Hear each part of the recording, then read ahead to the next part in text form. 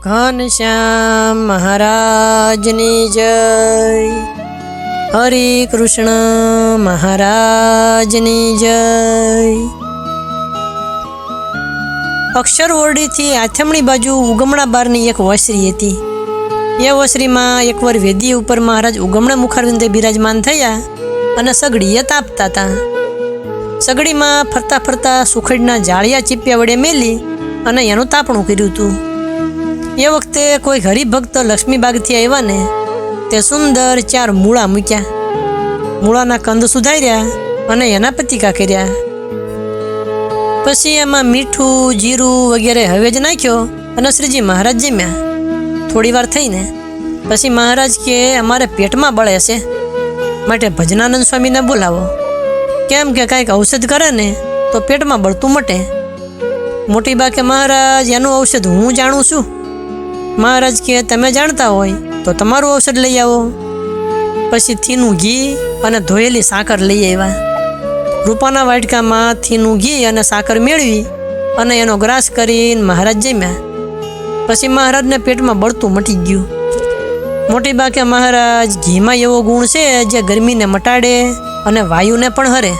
અને હે મહારાજ, તમે વૈતાકના જે શાક બનાવો છો ને એમાં ગરમ મસાલા તમે ઘણા નાખો છો, પણ ઘીના બળે કરીને ગરમી જણાતી નથી, એટલે ગરમીવાળા સૌ જમે છે, માટે ઘીમાં તો બહુ સારો ગુણ રહ્યો છે। મહારાજ કે તમે કહો છો એવા જ ગુણ ઘીમાં છે। એમ કહીને પછી મહારાજ ઊભા થયા અને ફળિયામાં ઉત્તર દક્ષિણ ફરતા હતા। એટલામાં મુક્તાનંદ સ્વામી આવ્યા, એટલે સ્વામીને આસન પાથરી દીધું। મહારાજ ફળિયામાંથી આવ્યા અને વેદિકા ઉપર બિરાજમાન થયા। મહારાજે સ્વામીને પૂછ્યું કે સ્વામી તમે કેમ અત્યારે આવ્યા? સ્વામી કે મહારાજ તમારા શરીરે જેવા કસર જેવું હતું ને એવું સાંભળ્યું એટલે હું આવ્યો છું। મહારાજ કે સ્વામી જરા કસર તો શરીરમાં હતી। સ્વામી કે ઔષધ કાંઈ કરશો? મહારાજ કે ઔષધ તો કર્યું। સ્વામી કે શું ઔષધ કર્યું? એટલે મહારાજે કીધું કે થીનું ઘી ને સાકરનું ઔષધ કર્યું। સ્વામી કે હા મહારાજ, ઘીમાં સારો ગુણ છે। હવે એ વખતે ભક્તિ બાગેથી 5 શેર વૈતાક લઈ અને એક ભક્ત મહારાજ પાસે આવ્યા। વૈતાક મૂક્યા એટલે મહારાજે એમાંથી એક વૈતાક હાથમાં લીધું।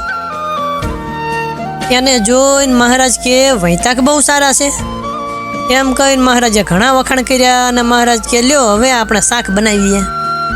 એમ કહીને પોતાના માટે શાક કરવાની જે તપેલી હતી ને એ મોટી બા પાસે મંગાવી। મોટી બા કે મહારાજ શાક તો અમે ખંભાતની હાંડલીમાં કરીએ છીએ। શા માટે? તો તપેલીમાં શાક સારું થાય નહીં અને હાંડલીમાં સારું થાય, એટલા માટે તપેલીમાં શાક નથી કરતા, અમે તો હાંડલીમાં શાક બનાવીએ છીએ। મહારાજ મોટી બાને કે આપણે સમયે જઈએ ત્યારે શેમાં શાક કરો છો? મોટી બા કે મહારાજ ત્યાં તો હાંડલી હોય નહીં એટલે તપેલીમાં જ કરીએ છીએ। મહારાજ કે તો પછી તપેલી લઈ આવો। મોટી બા કે એ તપેલી તો પટારામાં મૂકી છે। મહારાજ કે પટારો ઉઘાડીને એમાંથી કાઢીને લઈ આવો। પછી મોટી બાએ પટારો ઉગાડ્યો અને શાક માટે ઘી, મીઠું, મરચું, જીરું એ બધા મસાલા અને જોઈતા વાસણ એ સર્વે સામાન લઈ આવ્યા। પછી તપેલીને કટેવાળો દીધો અને સગડી ઉપર મેલી।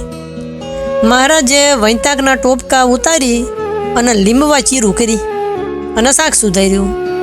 તપેલીમાં બશેર ઘી મિલ્યું અને ઘીમાં રીંગણાની ચીરો મસાલો ભરીને નાખી। પછી ઢાંકીને તપેલી નીચે ઘણો તાપ કર્યો।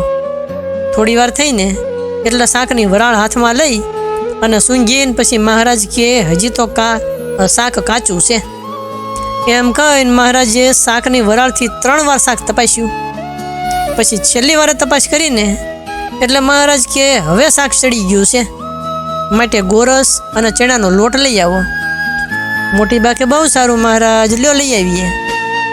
પછી ગોરસ ને ચણાનો લોટ લાવ્યા ને એટલે મહારાજે પોતાના હાથમાં દોણું લીધું અને હાથ નાખીને હલાવ્યું। તે મહારાજનો હાથ કાંડા સુધી ધોળા ગોરસવાળો થયો। એવી રીતે ઘણી શોભાએ યુક્ત મહારાજનો હાથ દેખાયો। મોટી બાએ ચણાનો લોટ નાખ્યો અને મહારાજે ગોરસ ભેગો હલાવ્યો। પછી એ ગોરસ ને લોટ 2 શાકમાં નાખ્યું અને શાકને સારી પેઠે હલાવ્યું અને પછી નીચે તાપ કર્યો. પછી વરાળની સુગંધી જોઈને એટલે મહારાજ કે હવે શાક ચડી ગયું છે અને ચણાનો લોટ પણ કાચો નથી, માટે તપેલીને ઉતારો. પછી તપેલીને ઉતારી અને મહારાજે ઘઉંનો લોટ મંગાવ્યો. એમાં ઘીનું મોણ દીધું અને દૂધ અને પેંડાને આકારે મહારાજે બાટીઓ બનાવી. તે દેવતા ઉપર લગારેક શેકી અને પછી એમાં ભારી દીધી. જરા વાર રાખી અને ચીપિયા વડે કાઢી લીધી. એ બાટીઓને ખંખેરીને પછી ઘીમાં જબોળી. તે ઘી તો બાટીઓએ સારી પેઠે પીધું અને સારી સ્વાદિષ્ટ થઈ. એ વખતે મહારાજને જમવાનો થાળ આવ્યો. તે મહારાજ તો જમવા બેઠા. એ વખતે મુક્તાનંદ સ્વામી, બ્રહ્માનંદ સ્વામી, નિત્યાનંદ સ્વામી, ચૈતન્યાનંદ સ્વામી એ અધિક સંતો અને દાદા ખાચર, સુરા ખાચર એ અધિક હરિભક્તો બધાય મહારાજ પાસે બેઠા હતા. મહારાજ તો થાળ જમતા જાય અને વખાણ કરતા જાય. મહારાજ કે બાટીને શાક બહુ સારા થયા છે. બ્રહ્માનંદ સ્વામી કે મહારાજ, જેણે ખાધું હોય જાણે સારું છે કે નરસું છે, પણ ખાધ્યા વિના કેમ ખબર પડે? મહારાજ હસવા માંડ્યા. પછી મહારાજે બ્રહ્માનંદ સ્વામીને પ્રસાદી આપી. મુક્તાનંદ સ્વામી વગેરે સંતો, દાદા ખાચર વગેરે હરિભક્તો બધાને પ્રસાદી આપી. એવી રીતે મહારાજ સારી પેઠે જમ્યા અને પછી ચડું કરીને મુખવાસ લીધો. પછી મહારાજ કે આ શાકનો વાટકો બાઈઓને આપો. પછી એ વાટકો બાઈઓને આપી આવ્યા. તે બાઈઓ શાક જમ્યા ને એટલે બહુ વખાણ્યું.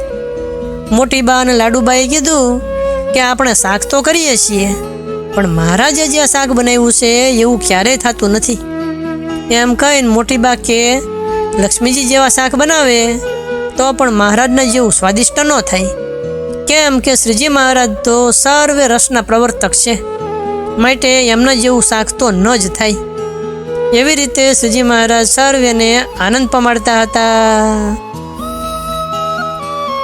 એકવાર મહારાજ ઉગમણા બારના ઓરડાની ઓસરીએ ઢોલિયા ઉપર ઉગમણે મુખારવિંદે વિરાજમાન હતા. સર્વે શ્વેત વસ્ત્ર ધારણ કરેલા અને પોતાના મુખારવિંદની આગળ સાધુ અને દેશો દેશના હરિભક્તોની સભા ભરાઈને બેઠી હતી.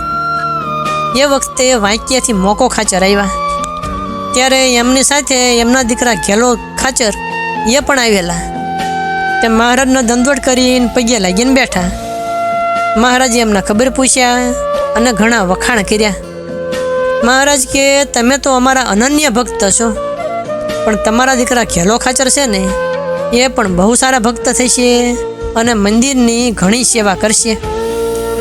પછી મહારાજે એના ભક્તપણાની વાર્તા કરી. મહારાજ કે એમને પરણાવવા હતા ને તે પરણ્યાનું કોઈ કહે એટલે ના પાડતા, તો પણ માણસોએ ઘેલા ખાચરને પરણાવવાનો ઘણો દાખલો કર્યો, તોય પરણવાની હા પાડે નહીં. પછી મહારાજ કે જ્યારે અમે ઘેલા ખાચરને પરણાવવાનું કીધું ત્યારે અમારું વચન માન્યું. પછી મેં ઘેલા ખાચરને કીધું કે તમારા વિવાહ થશે ત્યારે અમે તમને પરણાવવા આવશું. એમ કહીને મોકા ખાચરને કીધું કે હવે ઘેલા ખાચરનો વિવાહ કરો. મોકા ખાચર કે બહુ સારું મહારાજ, હવે વિવાહ કરશું. પછી જ્યારે ઘેલા ખાચરના લગ્ન થયા ને ત્યારે મહારાજ કે અમને ખબર કરવા માણસ મોકલ્યું.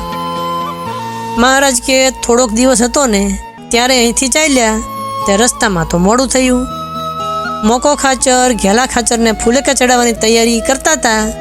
એ પીડ્યું મૂકીને અમારી સામે આવ્યા અને એમને એવો સંકલ્પ હતો કે જો મહારાજ અહીં પધારે ને તો ઘેલા ખાચરને ફૂલેકે ચડાવશું, નહીંતર ફૂલેકે ચડાવવા નથી અને વિવાહ પણ કરવા નથી. અને ઘેલા ખાચરને પણ એવો જ દ્રઢ વિચાર કે મહારાજ જો વિવાહમાં પધારે તો જ પરણવું છે, નહીંતર લગ્ન મોકૂફ રાખવા. પછી મહારાજ કે અમે તો 6 ઘડી જ્યારે રાત ગઈ ને ત્યારે અહીંયા પહોંચ્યા. તે મોકા ખાચરે અને ઘેલા દાદાલે અમને કીધું કે મહારાજ તમે જો ન પધાર્યા હોત ને તો લાખ વાતે પણ અમારે વિવાહ કરવાના નહોતા. પછી અમે મોકા ખાચરને કીધું કે હવે ફૂલેકાની ઝટ તૈયારી કરો, કેમ કે મોડું ઘણું થયું છે. મોકા ખાચર કે મહારાજ બધું તૈયાર છે. પછી મહારાજ કે ઘેલાને આમ હોય નહીં, આ તો વરરાજા કહેવાય, માટે એમને ભારે ભારે વસ્ત્ર પહેરાવો અને સારા સારા ઘરેણાં પહેરાવો. અને વરરાજાને બેસવાનો અશ્વ પણ શણગારો. પછી એમને એવી રીતે કર્યું. પછી મહારાજ કે અમે ફુલેકામાં ગયા, આખા ગામમાં ફર્યા અને ફુલેકા સાથે દરબારમાં આવ્યા ને ત્યાં જરાવાર અમે બેઠા અને મોકા ખાચરને કીધું કે હવે મારે ચાલવું છે. મોકો ખાચર કે મહારાજ વિવાહ પૂરો થયા વિના ચાલવા નહીં દઈએ. ઘેલા દાદાલા પણ એમ કીધું કે મહારાજ વિવાહ પૂરો થયા વિના જવાશે નહીં. પછી મહારાજ કે અમે તમને વચન આપ્યું હતું ને એ વચન પાળ્યું, તે હવે અમે નહીં રહીએ અને ચાલશું. ત્યારે એ વચન પણ પાળ્યું એટલે એમના ઉપર અમારો બહુ રાજીપો થયો. મહારાજ કે પછી અમે અહીંયાથી ચાલ્યા તે અમારી ભેળા એ પણ તૈયાર થયા. પછી અમને માંડ પાછા વાળ્યા અને અમે ગઢપુર આવ્યા. આવી રીતે આ મોકા ખાચર અને એમના દીકરા ઘેલા ખાચર એમણે અમને બહુ રાજી કર્યા છે. હવે સદગુરુ શ્રી ગોપાળાનંદ સ્વામી કૃત મહારાજની લીલાની બીજી જે કથા તે આપણે આગળ કહીશું. અત્યારે કથાને વિરામ આપીએ. બોલો સ્વામિનારાયણ ભગવાનની જય.